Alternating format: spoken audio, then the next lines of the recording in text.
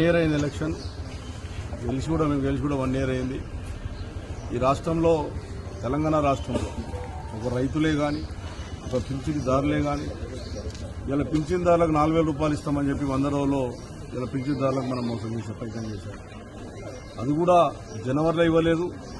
పింఛన్లు ఆగస్టులో కూడా పింఛన్లు సుమారుగా 2,500 కోట్ల రూపాయలు ఇలా ప్రజలకు వచ్చే హక్కును దాన్ని మీరు ఇవ్వలేకుండా నిరుపేదలైనటువంటి పింఛన్దారులందరూ కూడా ఎగగొట్టే ప్రయత్నం చేశారు.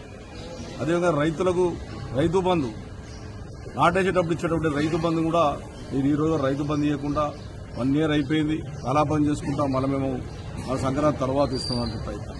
రైతు రుణమాఫీ అది సుమారుగా 30-40 వేల కోట్ల రూపాయలు అని చెప్పి 7,500 కోట్లకి పరిమితం చేసి అది కూడా ప్రజలను మోసం చేసే ప్రయత్నం చేశారు. అందుగురించే ప్రజలందరూ కూడా ఒకతాటి మీదకి వచ్చి ఏదైతే టీఆర్ఎస్ పార్టీ నుంచి కొంతమంది ఎలక్షన్ ముందు కానీ ఎలక్షన్ తర్వాత పోయినటువంటి వాళ్ళు కూడా ఈరోజు ఆ రోజున కేసీఆర్ నాయకత్వంలో కాళేశ్వరం ప్రాజెక్టు ద్వారా కొండపోచమ్మ కానీ మల్లన్న సాగర్ ద్వారా బ్రహ్మాండమైనటువంటి వాతావరణం వచ్చి హైదరాబాద్ నగరానికి నీళ్ళు వచ్చిందని చెప్పి ఇలా ప్రజలు ఎంతో హర్షిస్తూ ఉన్నారు. నేను నిన్ననే కొన్ని హాస్పిటల్ పోతే ఒక్క దగ్గర కూడా కనీసం కూలీ లేనటువంటి పరిస్థితి నేను చూశాను. అందుకొరకే ఈరోజు శ్రీకాంత్ దస్మంట్ వారు కుకట్పల్లి డివిజన్ సంబంధించినటువంటి అధ్యక్షుడు, శ్రీలింగంపల్లి సంబంధించిన అధ్యక్షుడు లక్ష్మీనారాయణ గారి అలా ఆధ్వర్యంలో ఈ రోజుగా 56 మంది మళ్ళీ తిరిగి మేము టీఆర్ఎస్ పార్టీతో అభివృద్ధి జరుగుతుంది సాధ్యమైతే అన్నటువంటి ఆలోచనతో మా పార్టీ రావడమని స్వాగతం పలుకుతా ఉన్నాం. ప్రజల పక్షాన టీఆర్ఎస్ పార్టీ ఎప్పటికి ఉంటుంది, ప్రజల పక్షాన నిలబడుతుంది, అన్ని వర్గాలను కాపాడుకునే ప్రయత్నం చేస్తాం.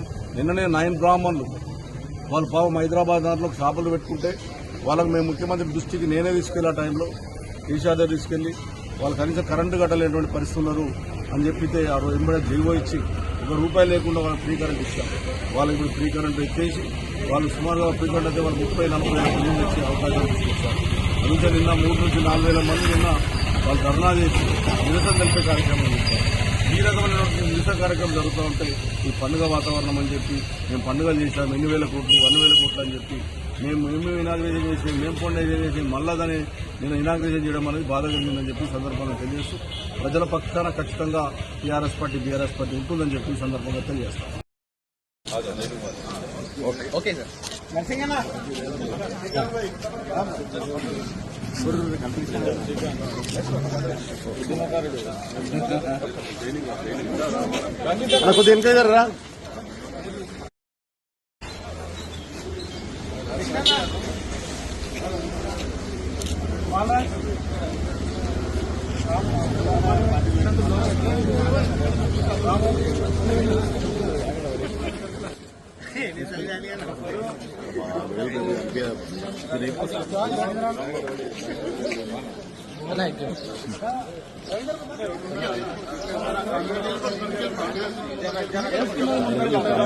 थोड़ा सा दूर हट गया तो आती फोटो।